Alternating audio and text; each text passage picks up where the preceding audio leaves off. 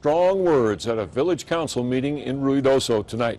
Gun owners from down the road and from around the nation packed the council chambers to give the mayor an earful about his executive order banning guns from village government buildings and meetings.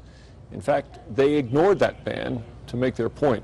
Let's go to News 13's Jeff Todd. Dick, it was pretty intense. Guns were very visible, but the only shots fired were verbal, and they were directed right at the mayor.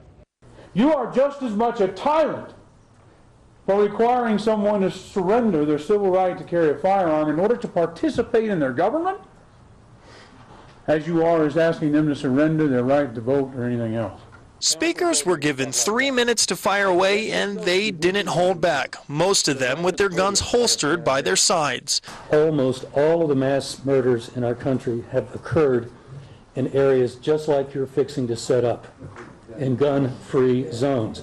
Locals, activists from the NRA, and that man, the executive director of Gun Owners of America, who flew in from Virginia, took to the podium to take a stand. In all, more than 100 people filled the council chamber to capacity, dozens of them carrying guns, despite signs that say no guns allowed. Police were on hand, but they didn't stop anyone. Mayor Ray Alborn issued the executive order banning firearms from government property and meetings a month ago after a citizen refused to give up his gun after taking the podium. The police chief took it away from him. He filed a suit. At that time, I realized how unprotected we in the front of the room, there's 11 of us, plus all of our citizens and employees that are at the meeting, how unprotected we were. The executive order does not apply to law enforcement. The mayor also says there's a lot of misinformation, including a rumor that the ban means people need to give up their guns the second they step onto Ruidoso soil. Critics loudly proclaim he's violating their Second Amendment rights. He thinks the law is on his side. He says if the village council shoots down his executive order, he might step down. My responsibility is health, safety, and welfare of our employees. So if we're not going to be able to do these kind of things, I'm not sure I want to be sitting in this seat.